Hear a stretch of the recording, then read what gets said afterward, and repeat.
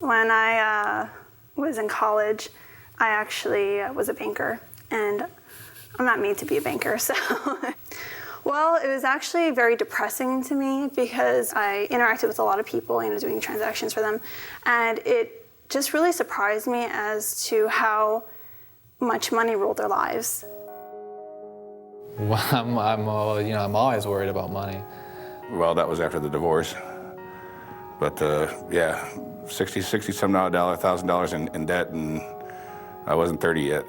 It's the whole seduction of money and that lure of a chance to get more. The normal debt, homes, cars.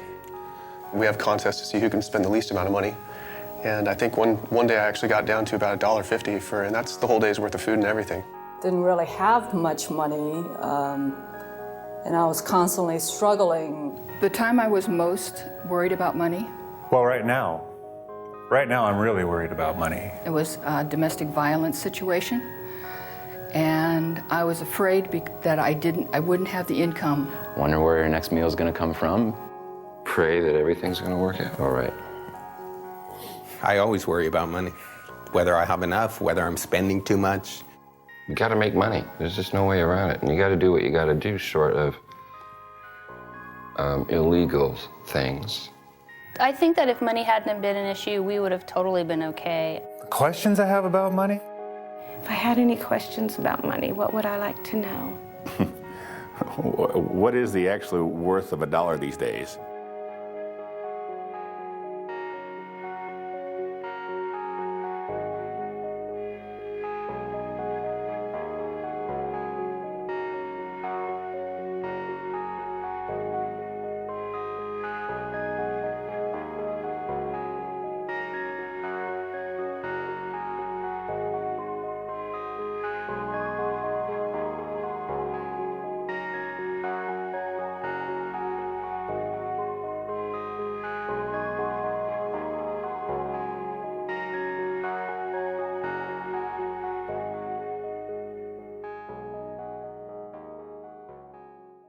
Money is the source of much anxiety, much confusion, a great deal of suffering.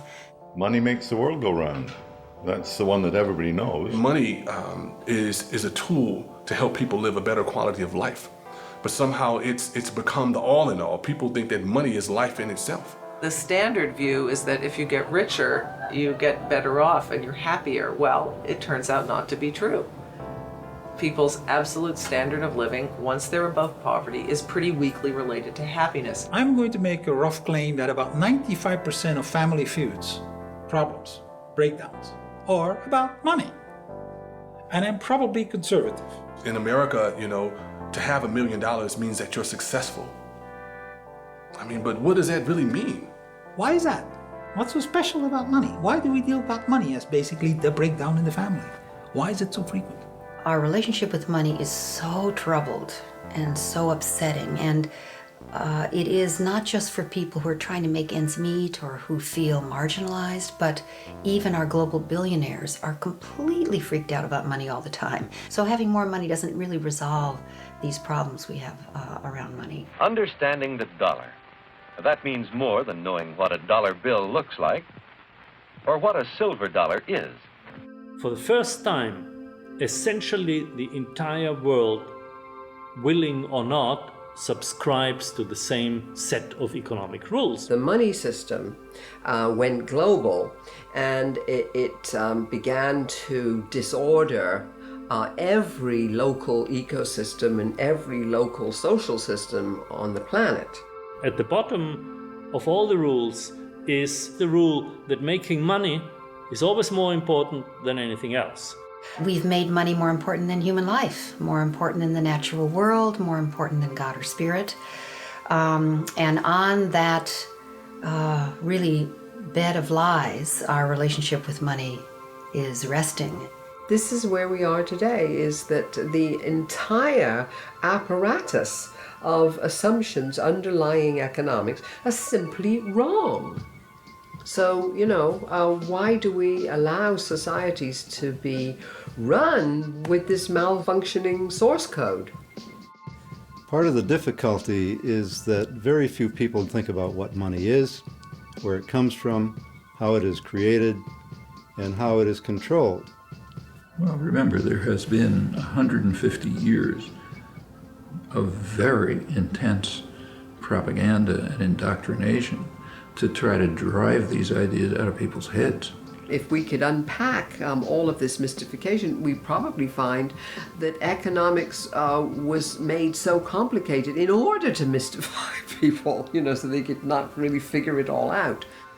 If everybody knew the full facts about how money is issued, how it's put into circulation, who is issuing it, how they have power and control over the economy and over individuals' lives, I think there'd be a lot of very unhappy people around.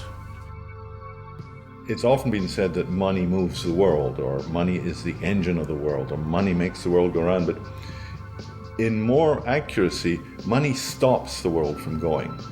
I'm afraid that's more than I care to spend. Money doesn't facilitate. In its current form, it inhibits transaction and trading. Money is the one thing that is required for economic exchange. It is the Khyber Pass, if you will. It's the channel through which every transaction must go in order to be completed. We live today by exchanging goods and services with one another, and money is the medium that we use to do that. So money actually becomes the controlling element in economics. Those who control money control everything. Out of the simple barter of primitive people, spearheads became one of the first articles used as money.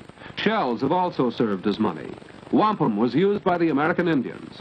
And hundreds of other articles have been money to various people at various times. Money is not a creature of the state. It didn't require any king or prince to invent money.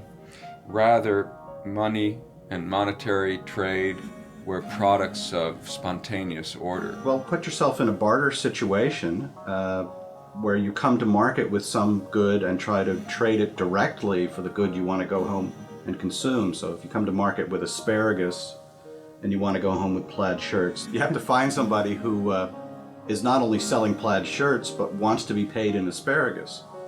But of course, the problem is you often can't find a trading partner who has the goods you want and wants the goods you have. An alternative is to think, well, what does this guy selling plaid shirts want? So what people do is they consider trading not necessarily for what they ultimately desire, but for other intermediate goods that they think may be more readily traded for what they ultimately desire.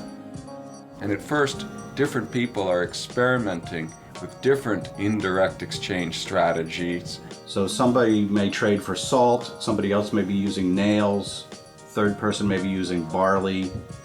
But what happens is the more certain goods get adopted in these individual efforts, the more attractive their use for the same purpose will seem to other people. Consequently, there can be a snowballing process where eventually a small set of goods, or even just one commodity, seems overwhelmingly more attractive and becomes universally adopted. And when you reach a commonly accepted medium of exchange, that's when you've got money. So it's not defined by any physical characteristics, it's not defined by any legal sanction, it's defined by this social convention that people will accept it in order to trade it away later. In the course of human evolution, societies have used countless different things as money. Is it possible that what a society chooses as its money can affect the behavior of its people? The classical, the conventional way of thinking about money is that it's a passive medium of exchange that is being used as a convenience to make exchanges between people, and that it doesn't really affect either the kind of transactions that are being performed, it just makes them easier, or the relationships between the people that are using that kind of money. Both these things happen to be proven wrong. Different kinds of money do have very different properties. And one of the key properties is the level of abundance or scarcity of the item that's being used as money. If it's abundant, you will get a proliferation of trade. People will be able to exchange their goods and services fairly freely. If money is scarce, you create a very serious problem because you prevent people from actually being able to exchange goods and services. We have a number of studies now that actually demonstrate very clearly that depending on what one uses as a medium of exchange, the relationships between the people are different. That's a huge, huge implication right there. There are different kinds of monetary systems, and some promote very socially responsible behavior, and some promote very antisocial, destructive behavior. My view of money in any society, not just modern society, is a projection of the collective unconscious of that society. And the sign, the proof of that, is that every society takes its own money system for granted. If you try and find out what people think money is, you will be mystified and amazed. It's a confusion, it's inaccurate, it's absurd, it's superstition, it's myth, it's religious, it's crazy. Most people haven't an idea, they just use it. Perhaps it'd be more accurate to say it uses them. In fact, it's impossible for the human mind to grasp the total amount of money that has been required to build the America we know today. Where then does all this money come from? Now we're getting to the point that is news. Most people have no idea where money comes from. A lot of people believe that it's the governments that create the money. I'm not sure of the exact authority under which more money is released. I know the executive has some power over it. You know, as long as when I cash my paycheck, it's there. That's all I'm really worried about anymore. It comes from a big factory. Okay. They make it? It's, I don't know, created by the government to control us. Well, it'd have to be done by the government. I mean, that's what you would expect anyways. Whether or not it really is the government is a different story altogether. Conventional money is not created by the government, as many people believe, and is not even created by the central banks. Or do they do part of it?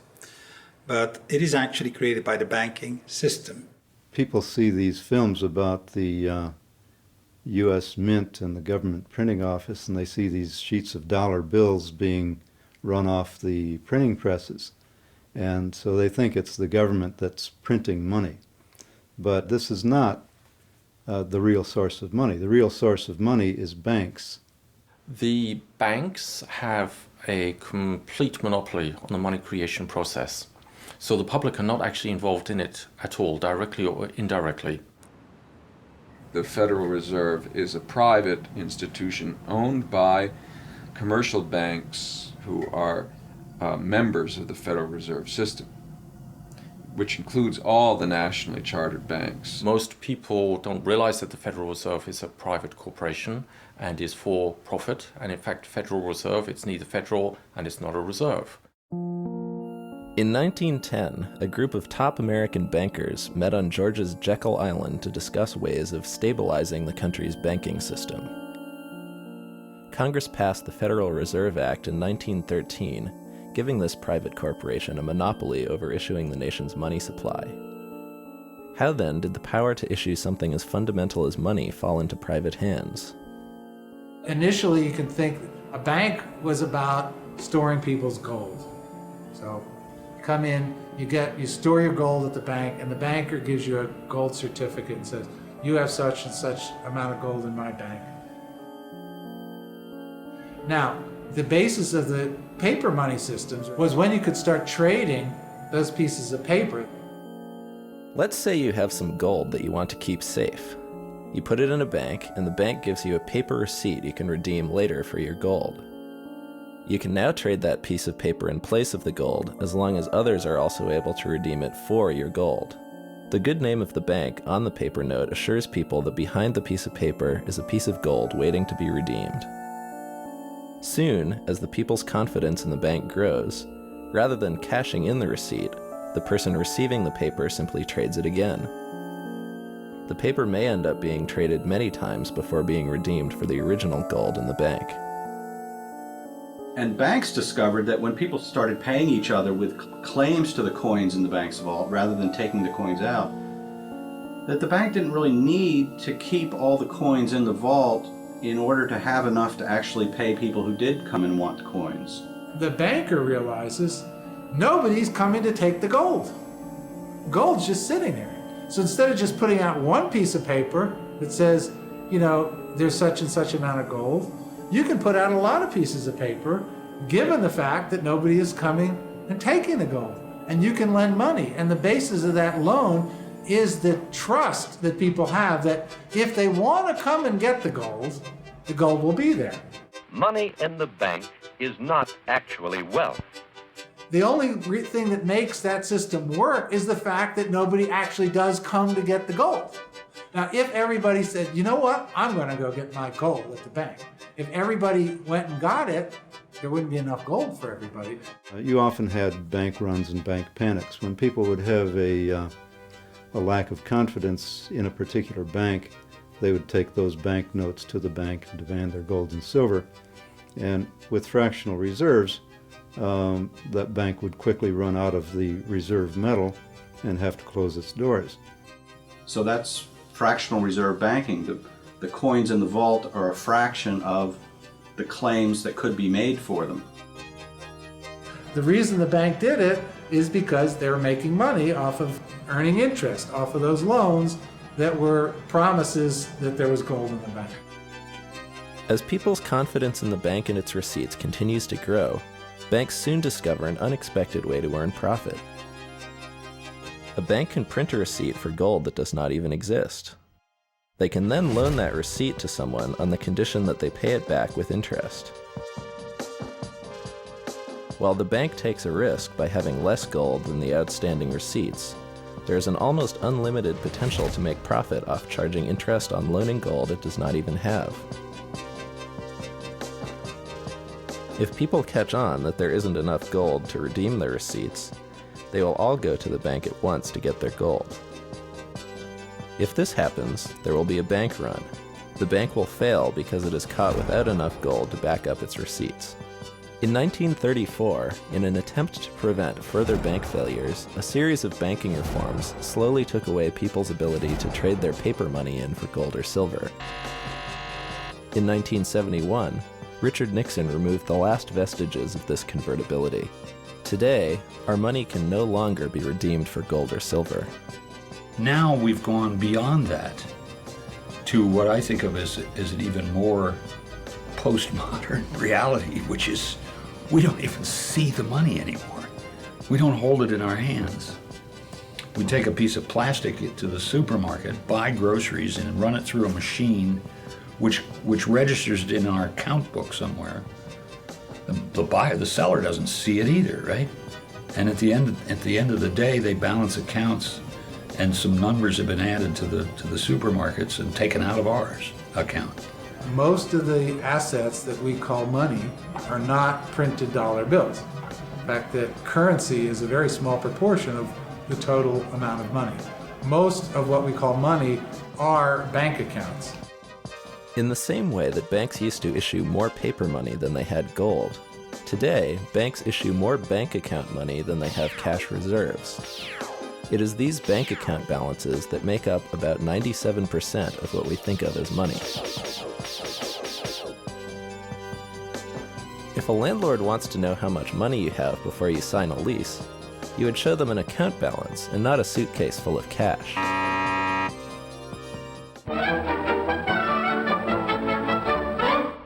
Most economic textbooks never say what money is. They just say what money does. They describe money by its functions. They talk about things like medium of exchange, standard of value, store of value, or the classical ones. These are all things that money does. Money lives in a different space, in fact. It's an agreement. A lot of people think money is something that's tangible, real, and that you can pick up and handle. That actually isn't so. Money is basically an idea, And it's an idea that you owe someone something or someone owes something to you. And that idea can be symbolized by an account, where your account goes up and mine goes down, or vice versa. Or it can be symbolized by an exchange of paper currency, or an exchange of coin, whether it's gold, silver, or copper, or whatever.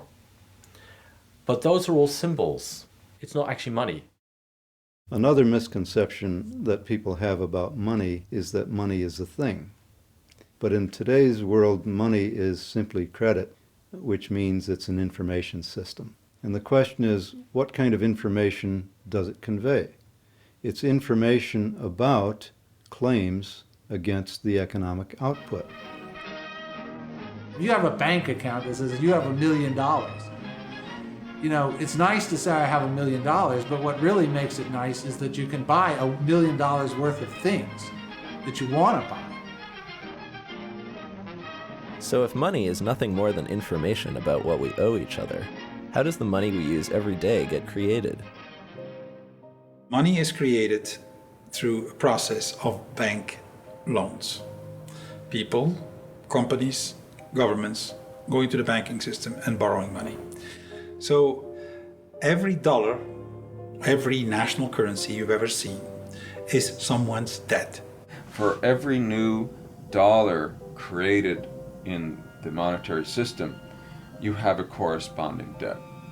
That works both for the Federal Reserve dollars themselves and for the bank deposit dollars that are based on them. Money is issued whenever someone takes out a loan from the bank.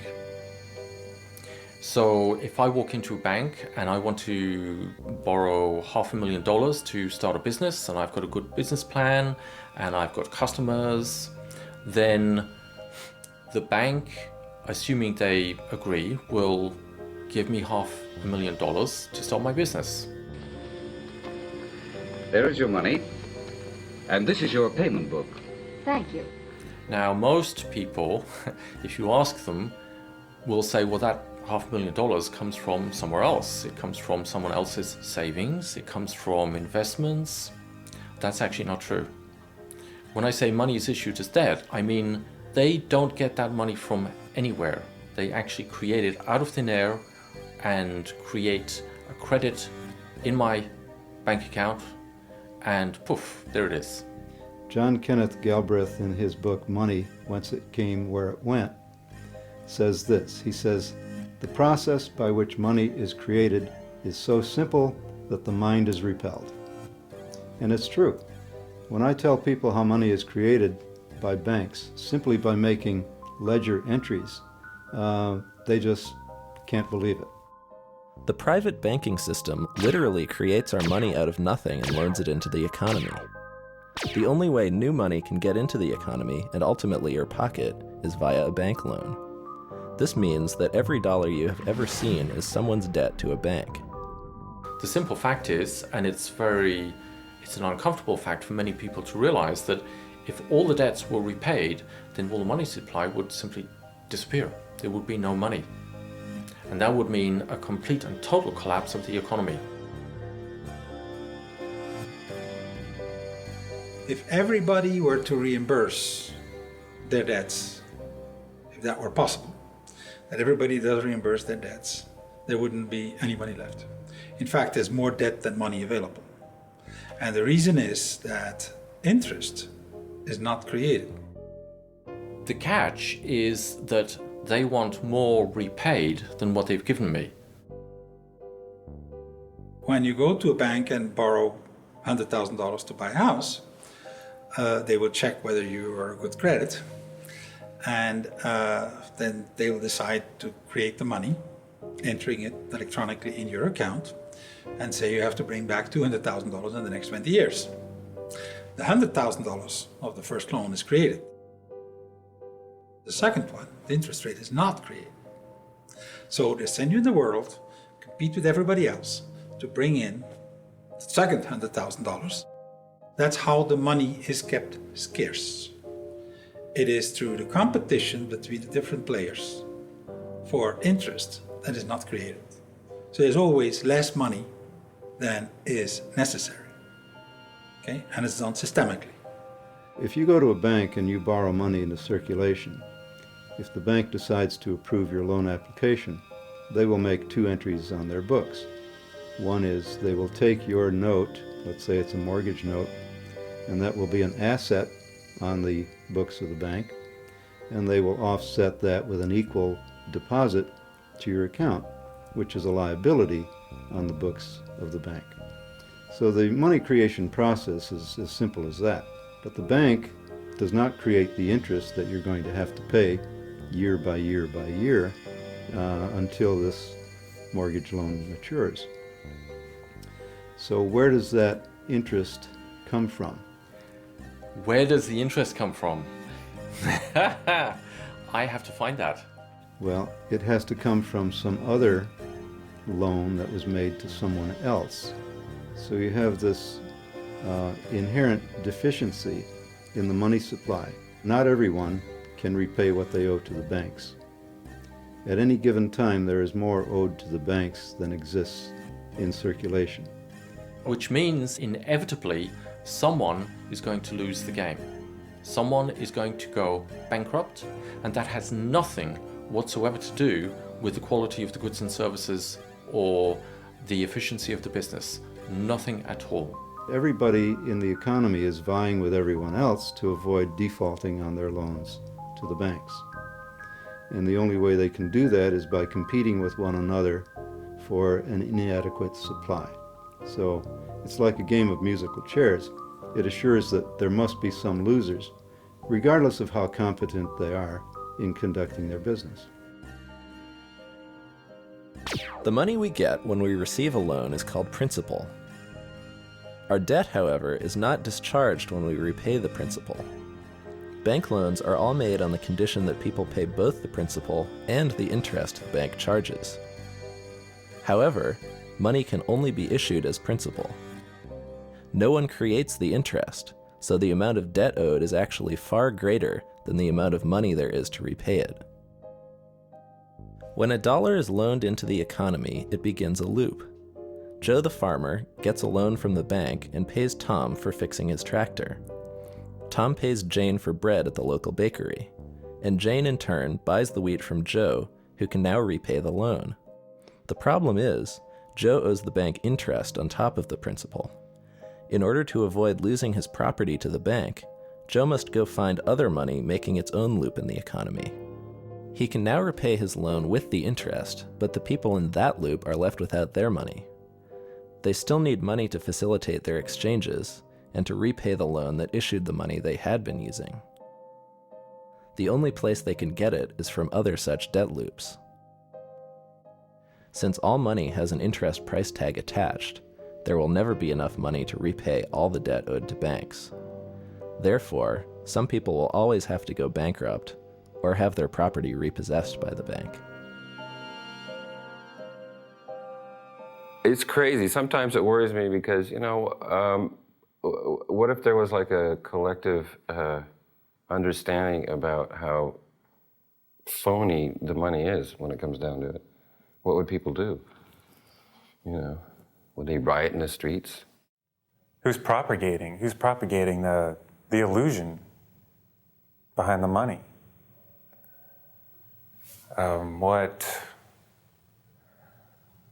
That just pisses me off, actually.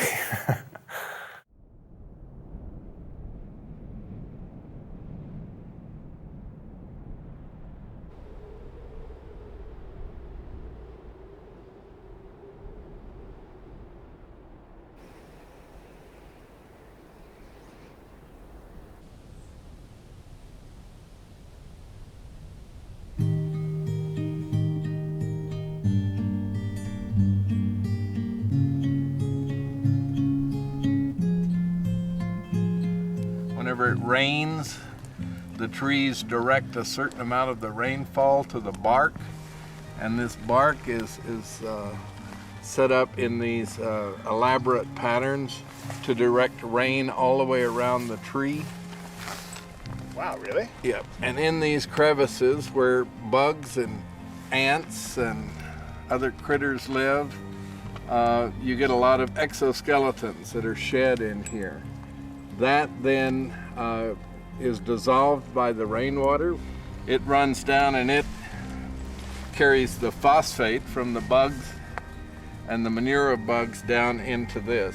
All of this organic material at the base here is what feeds the tree. So it's like a constant recycling of the material of life back into life. Well, I don't think economics are related only to humans at all. It's very easy to see nature as an economy. Nature creates value constantly for the benefit of all its membership, and that's what I think economics are really all about. Here you have a kind of banking of resources, you know, that every element in this forest contributes to.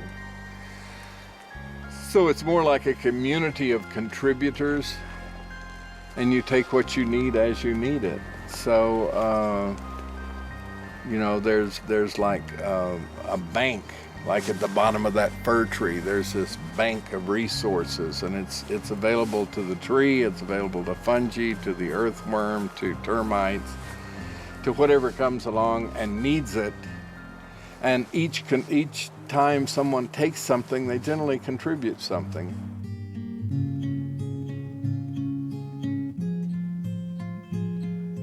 There isn't that kind of profit motive or interest or any of that in natural systems. It really isn't necessary to have more than you need, unless somehow you're acculturated to that belief system. So there's a kind of scarcity boogie bear in human culture that always has us feeling as if there isn't enough or there's not going to be enough. So we've got to quick gather as much as we can and store it where no one can get to it and steal it from us or rob us or whatever. And then it doesn't really matter if we even use it. Most people's experience with money is that money is scarce. And in today's monetary system, it is scarce. These cultural lies on which our relationship with money rests and is rooted is really governed almost completely by the most insidious and tragic lie, which I believe is the lie of scarcity. Even the Federal Reserve publications claim that what gives money its value is its scarcity. And this is false. It's not the scarcity that gives money its value. When we're talking about credit money, what gives it value is its ability to requisition whatever you want or need from the marketplace. We actually swim in a set of unexamined, unconscious beliefs. And we look out into the world and we just fear that there's not enough to go around without any evidence, really. And then we make that true. The domination model artificially creates scarcity. And that scarcity is one of the ways that the system actually maintains itself. Not only material scarcity, emotional and yes, spiritual scarcity. I mean, what does it mean to have enough money? I mean, I guess you always want a little more. There's not enough time. There's not enough money. There's not enough sleep. So it's a constant battle with there's not enough. We don't have enough. It's not enough. I'm not enough. And that is a mindset. It's an unconscious, unexamined mindset that creates distorted behaviors that are inconsistent with who we are. The same thing that keeps a rich person from giving is the same thing that keeps a poor person from making. It's that conditioned way of thinking and seeing that we have to really begin to address. Those who consider themselves poor in this country are not poor. I think it's this scarcity mentality. You know, I think it's a belief system that we all carry. And that there's not enough belief system has a second part to it. There's not enough to go around, and someone somewhere is going to be left out. And that inevitable fear or certainty that there's not enough to go around and someone somewhere is going to be left out is actually at the base of our political understanding of the world, our systems of governance, our educational system. It's even at the heart of religion. Of course there are scarcities that happen naturally. There's a disaster, there's a flood, all kinds of things can happen. But here you have a system that artificially creates scarcity so that then you get people who really are fighting for the spoils, and since there's so much control from up on top, it is a way of maintaining the disunity and the confusion of those on bottom. What it is it's emasculated men. And what do men do when they're emasculated? They compensate with hypermasculinity. When you leave, particularly men, with no options, they get violent and they get destructive. I don't care where you're talking about. Go to Russia. Where do you think the Russian gangs are? Go to Northern Ireland. Go anywhere in the world. These devastating dynamics are engineered. So our experience of money as being scarce is an artifact of the money system. In a properly run monetary system, there will be no scarcity of money. There's not enough to go around and someone somewhere is always going to be left out gives us this very difficult and unfortunate permission to leave people out. Because if someone's always going to be left out, then it's your job and my job to accumulate more than we possibly could ever use or need to distance ourselves from ever being one of those poor people who gets left out.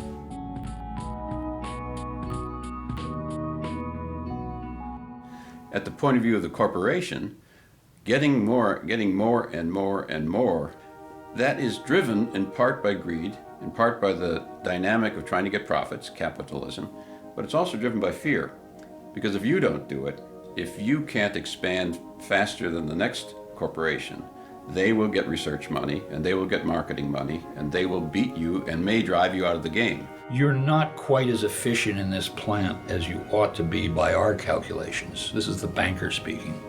And so therefore, we're going to either raise the cost of your credit and drive you to do bad things to your workers or to your community or to the environment in order to boost that return and boost your stock price. And we will lend to you under those terms only. The nice way of saying it is nice guys finish last. If you're callous to the effects on others, you have a potential to rise. The odds are that you can compete your way up. If you care and are socially concerned about others, you're at a tremendous disadvantage. So I think the competitive dynamic that we have does sort of weed out a set of people for success. But I would say that what it weeds out for success is not competence, not creativity, not intelligence, but callousness far more often. Well, I think if you look at how economies actually function, they function with both competition and cooperation. And so I think both can coexist. We have probably leaned more toward competition, and I think we could use more cooperation. But I think either one in its extreme can be dysfunctional. Competition does have its place in urging us to our highest level of performance and fulfillment. But health is dependent on cooperation. We don't have the liver competing with the heart for blood and for nutrients. There is this inherent cooperation that leads to the health of the entire entity. The nature to which people are able to be social, civilized, sympathetic, is quite amazing, and it's in contradiction to the nature of the money. It's interesting that anybody, whether you're a man or a woman, whether you're aggressive naturally or very sweet and cooperative naturally, if you're going to have to make the money to live, I make you a prediction. You're going to have to fight for it. You're going to have to compete for it. Is that in nature out there? Is that the world is that way? Or is it the money system that's between us and the world that is that way? I make the second claim.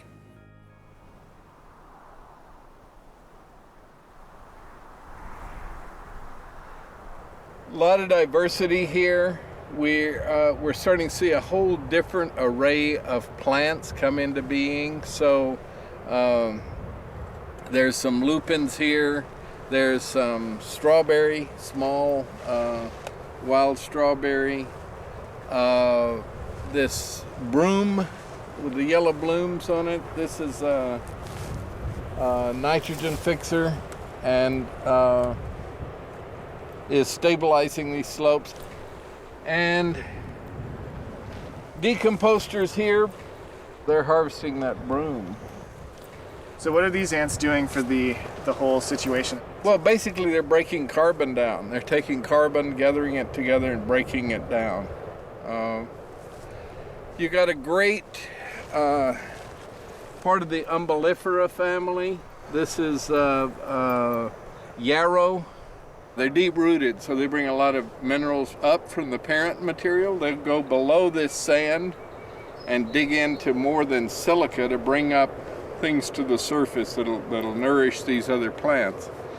So you got a lot of complexity here. A lot of plants cooperating with each other to try and create an ecosystem that stabilizes this shifting sand surface here. Ecosystems are based much more on cooperation than they are on competition.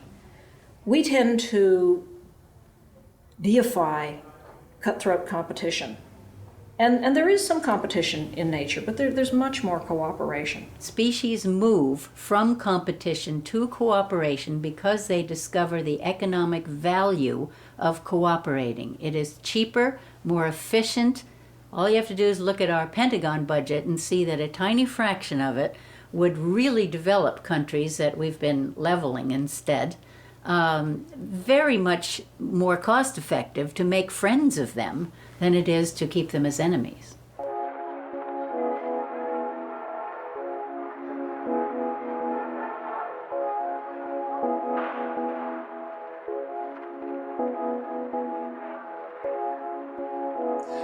We have 8 billion people on the planet. There's 1 billion of those that are happy to work but can't. There are no jobs for them. Some would argue that these people are unemployed because they lack skills or because they don't want to work. And that may be true in a few cases, but in the vast majority, that's not the reason why they're impoverished. The reason why they're impoverished is because you have this scarcity of money. The first question I asked is, am I going to be stuck being a janitor forever? And they were like, oh no, there's all kinds of chance for advancement. You could go to calling. We've got data entry. You've got all kinds of computer skills. And then 4 months passed and I addressed it again and got a different story. It was like I had no value. My self-esteem was going down because I can do more than just clean bingo tables and clean toilets. If you have an economy which is generating only a limited number of good jobs, are you surprised that parents feel it's really important to teach their kids how to compete on every level? They want their kids to get those jobs. You know, another kind of response would be to get together and say, hey, wait a second, there's a problem with the structure here. But, you know, we have a very individualistic response to the problem. At the time of the Civil War in the United States, which is a very interesting turning point, midway in the Industrial Revolution, industrial rebuilding of the United States, slavery in the South was obviously condemned, but the counter-argument was something they called wage slavery. And what did that mean? It meant that you had no protection. You could be fired at will without a job. You could be thrown out on the street, and you were a wage slave was the term.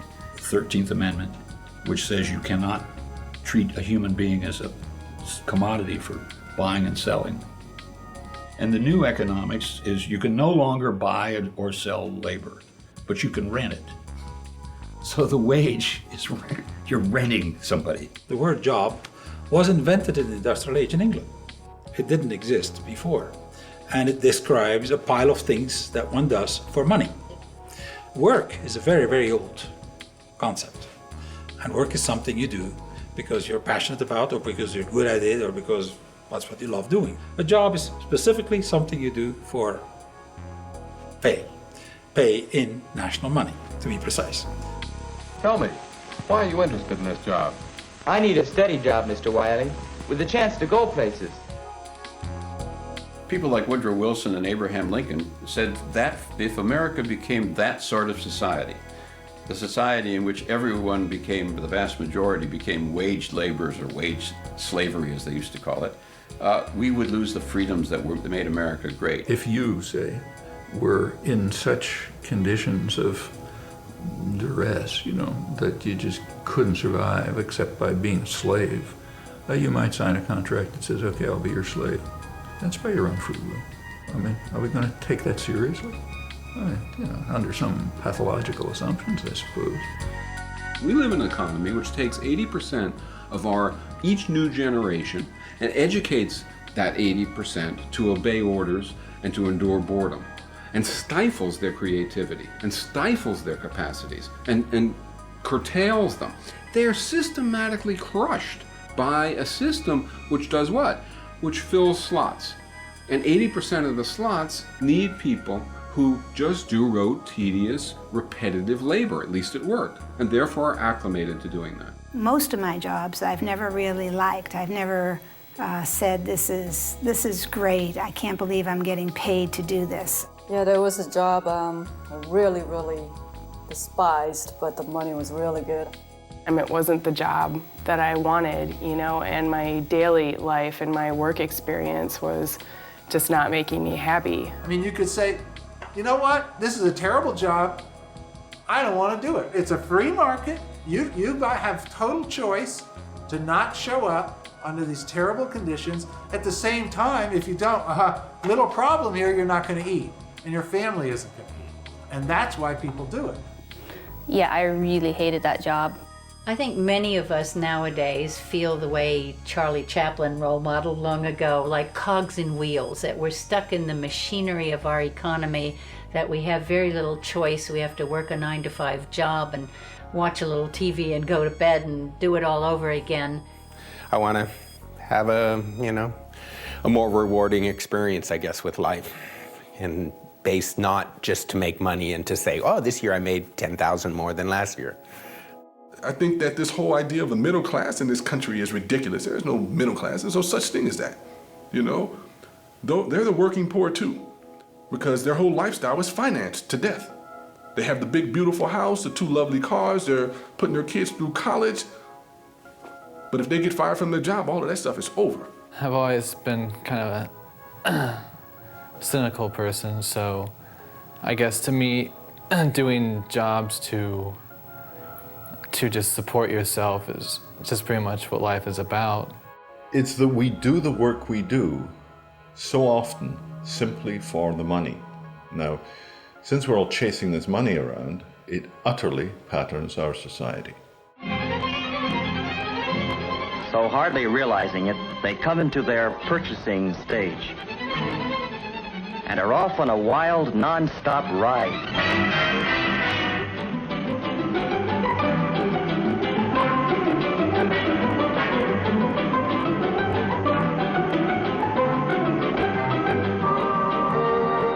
It's a happy-go-spending whirl, reflected in the windows of the suburban shopping centers where they go to buy. I claim there's enough work in the world for everybody, forever. But if you start to have to pay for it with a national money that's scarce, that's making it work into a job, that is going to be another question, because someone has to borrow that money in order to pay you. As we get rid of more and more and more jobs, we may have to get to a point where we redefine the meaning of work. And you're going to have to find other ways for people to support themselves. Work, there's an infinity of things we can do. We can make every city, every garden, every house a paradise. There's an infinity amount of things to be done to reach there. Don't expect to be paid for it in national money. Don't get that idea. So we have to find another way, what people can do in a post-industrial age.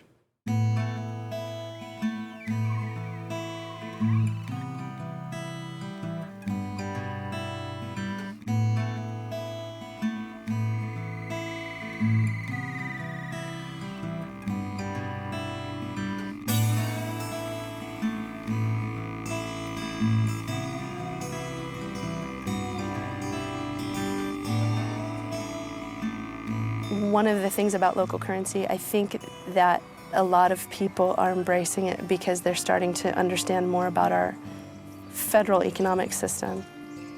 Federal reserve notes don't necessarily serve the best interest of local communities, and local currency can help tip the scales back into that mindset.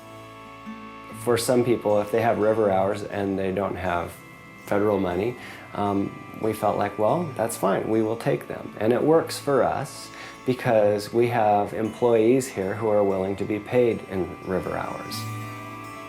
My name is Mark England, and I'm a registered nurse, and I'm the Director of Clinical Services here at La Clinica. We're not a free clinic, we expect payment, but we also work with people because we understand that people also need to buy food and shelter and other things to keep themselves alive as well. We don't seek to replace federal money in our communities at all. We are hoping to facilitate more exchange beyond what's possible with federal dollars. It's another kind of faith and another kind of currency, and it's faith in your neighbors, it's faith in local business, it's faith in your region and what it can offer you, and that there is true wealth there to be had. Not many of us remember that this country was built on decentralized issue of currency. By and large, what it meant was that the various regions of the United States could develop in a decentralized way according to the resources and the skills that they had in a region. And that's what created the great diversity and economic wealth of this country. Complementary currency, in my definition, is an agreement in a community to use something, just about anything that they can agree on, as a medium of exchange. That's other than national conventional money. The first thing that one has to understand about complementary currencies is that there are as many different rules as you can want to invent. In national money, there's only one. Okay, that's basically the same worldwide. In complementary currencies, different communities agree on different rules. It is complementary because they do not replace national money.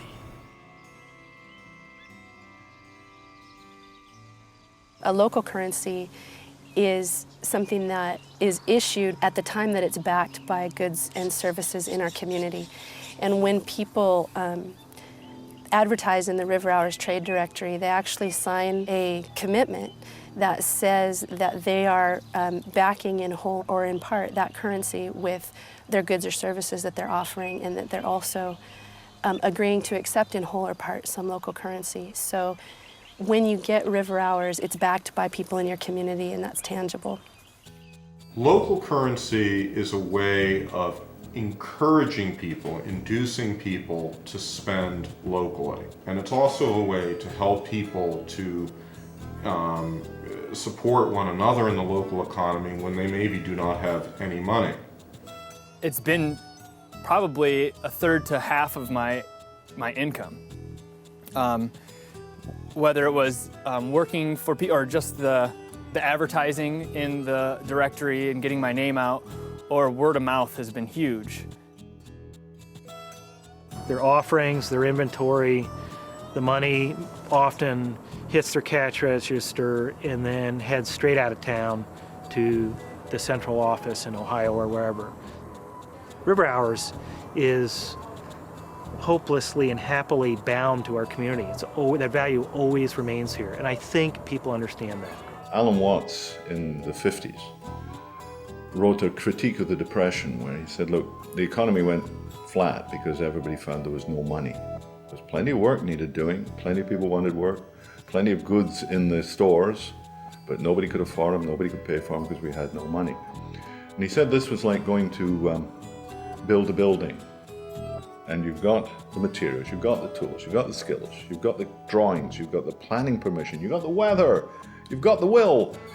No inches. Damn.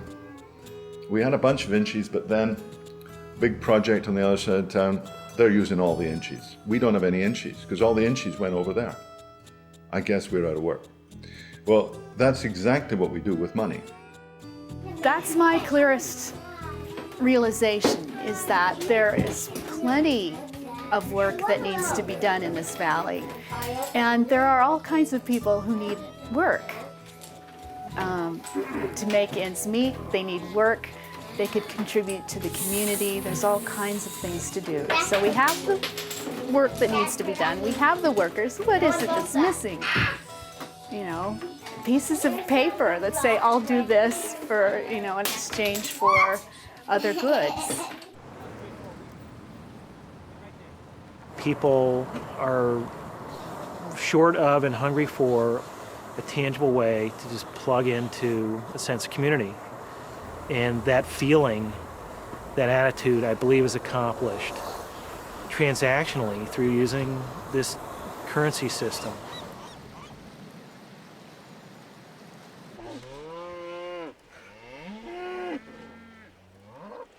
Once they get the concept that, you know, we can spend the money here and it stays here and it helps out our school system and our children and our future and everything, people really get a hold of it again. And the river hours and all that, that's all stuff that need to keep working hard at. I think it's exciting. I think River Hours isn't going anywhere. You know, I think it's only going to continue to bring people together and to get people talking. I'd like to say right now that it's a huge economic impact, but that's not the biggest impact of River Hours at this point. The biggest impact is people starting to shift into recognizing and realizing that local communities can become more self-sufficient in every way.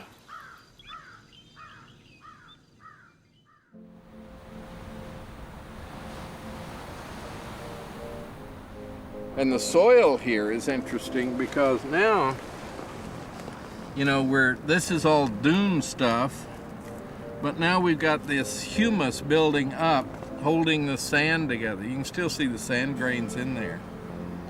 But, so these dunes have been established for a while. So they're totally covered in vegetation. Everything has reached a certain amount of stability. All of these plants combined are sharing the rhizosphere with each other. Their roots are intertwined, and they're contributing different things. These plants root associate either with, probably here it's a fungus, that can actually take nitrogen out of the atmosphere and fix it on their roots. Can actually fix it so that the pine tree can get it. The pine tree in exchange will, through photosynthesis, create sugars and send it down and feed that to the fungus. So there's this interaction going on all the time that is mutually beneficial. What we're doing is really reinventing the exchange process. We need to mediate exchanges in a different way than we've done before. The debt money system creates money on the basis of interest-bearing debt. It's not debt itself that is at fault. It's the interest component that's attached to the debt. And the interest component does not get created when banks create money on the basis of collateral. Some people are really Luddite about this, and they think, well, we should be back to gold and silver, and that's a metal, precious metal that doesn't change with time. That's all nonsense in my view, just nonsense. And a lot of earnest, good people devote their lives to trying to prove that somehow the world is going to hell because we have this symbolic money rather than the real thing. I would say don't waste your brain cells on that subject. It doesn't lead anywhere, and it's actually quite reactionary if you think about it. We have to start thinking about money as an information medium, not as a substantial thing. It has been merely an information medium for a couple of hundred years in most respects. But nonetheless, we've stuck ourselves with the idea that there's only so much money. That's the core of its reality concept. That all there is so many $1 trillion or euros or yen, and what we're doing is juggling them comes from you, goes to me, goes to him, goes to her. It's to and fro, and we're juggling with a real thing. Therefore, we are always going to have shortages. How can we mediate our exchanges without creating a pervasive sense of scarcity? Are paper currencies like river hours really the best way to solve this problem? Or are there other, more effective approaches? River hours print their currency. And as soon as you print a currency, you have, in fact, in my opinion, created a problem, because you've created a limited supply currency, which means there's only so much currency as there are notes in circulation. And then you end up with the same problem you have if you have something like a currency backed by gold, which is there's only so much gold. A mutual credit system, there's unlimited currency available in potential, and that's one of its great strengths. In a mutual credit system, each person has an account. And at some times your account may be positive, at other times your account may be negative. Now, it's this allowance for a negative balance that is the fundamental feature of a credit clearing system. This negative balance represents credit that's been extended to you by the rest of the community. My name is Francis Ailey. I'm the president of Fourth Corner Exchange. We are a mutual time exchange, mutual credit exchange system. We have over, as of today, 650 members, and about 400 of those are in Bellingham. I'm Jean Brecken. I offer reading out loud, singing, playing the piano, word processing, writing, and office work. Hi, I'm Lynette Allen, and I'm offering websites, design and development. One of my favorites is I have this great apple tree, so I have a lot of apples that I have sold for time dollars and changed a 4-year-old's concept of where apples come from. And don't come from the store, they come from a tree, and Grandma was very happy that he learned that. In a case of mutual credit systems, the rule is, the game is, I do something for you, I get a credit, you have a debit.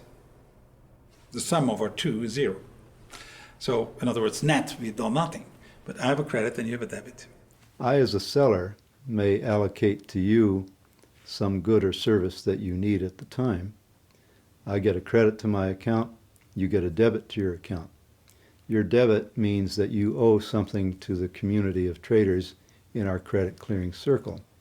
My credit balance means that the circle owes something to me. I've really been enjoying a lot of things. Chicken soup from my friend Mary Stanton. I buy the chickens and she makes the soup. It's wonderful.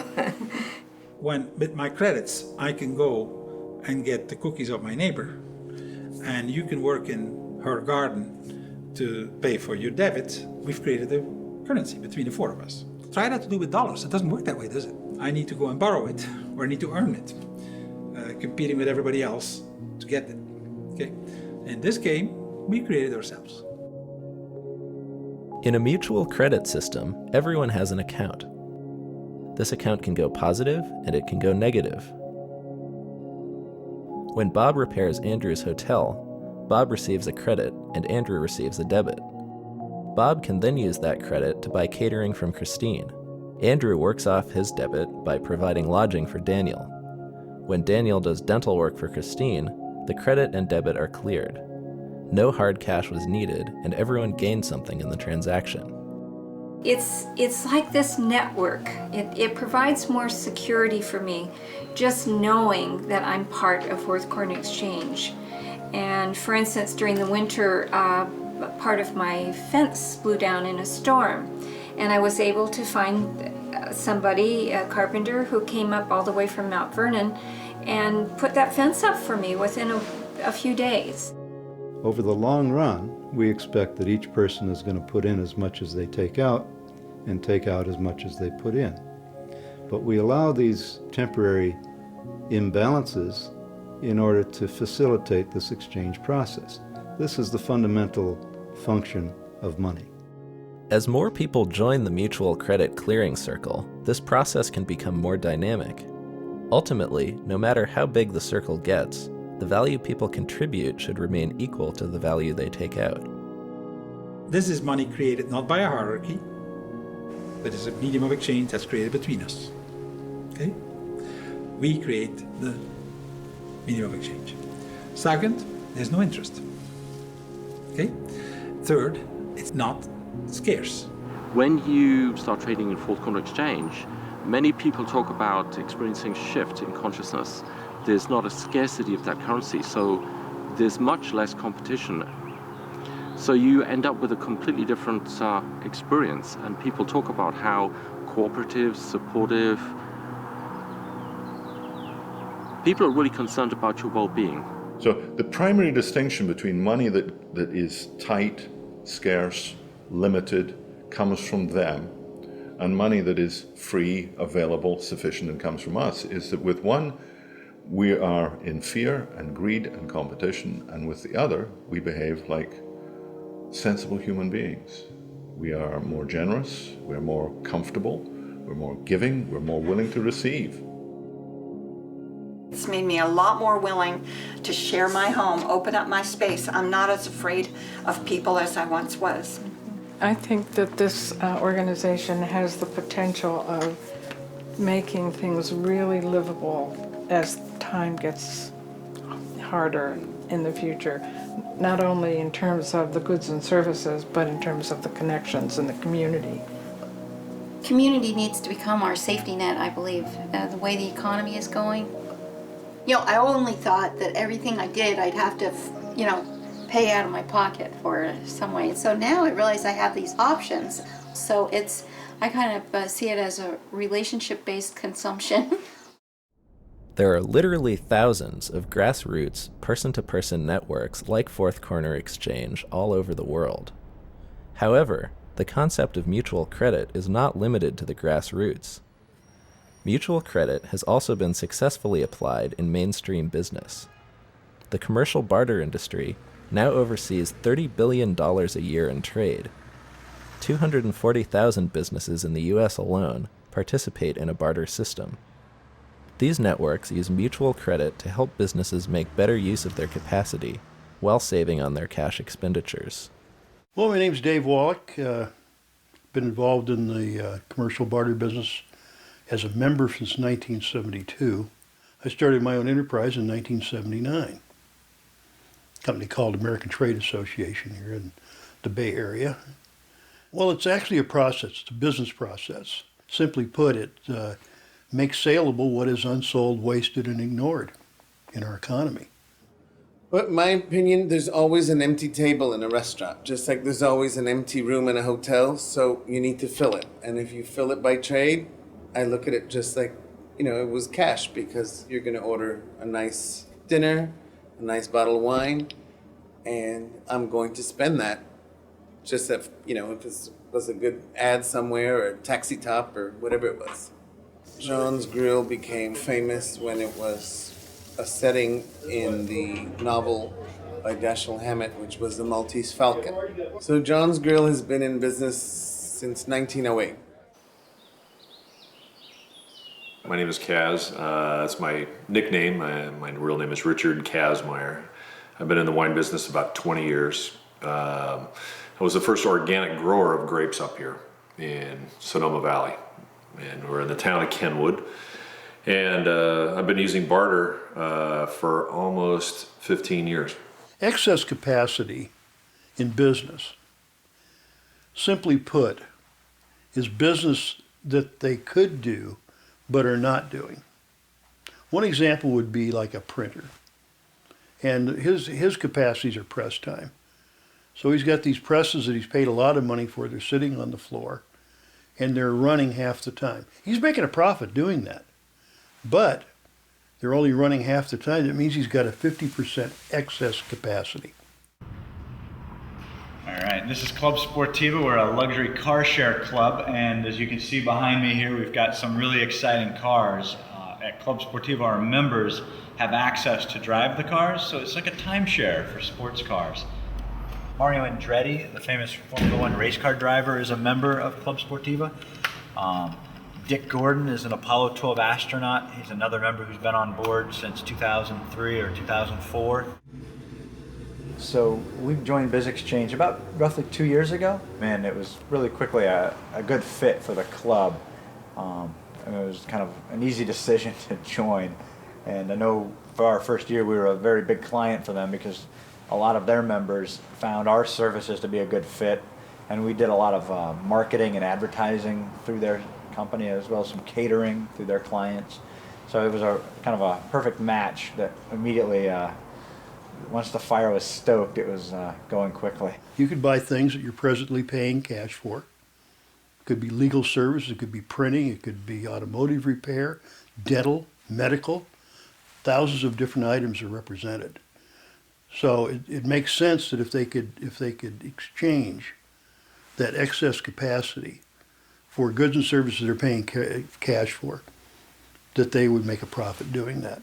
I'll sell my wine, and then for that, we've had a dentist, chiropractor, electrician, plumber, a roof repair guy, printing of brochures, business cards, silk screening of shirts. We've used a pretty good gamma of services. For the small entry price to get into the network, which I think it was $100, I don't know what it was. It was nominal. It was almost, that shouldn't be even a consideration. It's really more, well, how would you spend your dollars, your BizX dollars, once you start having dollars to spend? And if it's on things you either would spend otherwise anyway, or on things you'd like to spend on but you haven't, it should be a no-brainer. Through the use of bringing this efficiency into the economy and utilizing what has been wasted and ignored, we bring tremendous efficiencies to the economy. So if we take wasted resources and able to turn them into something productive, we now have reached a sociological goal also. So what we're the ultimate business ecologists.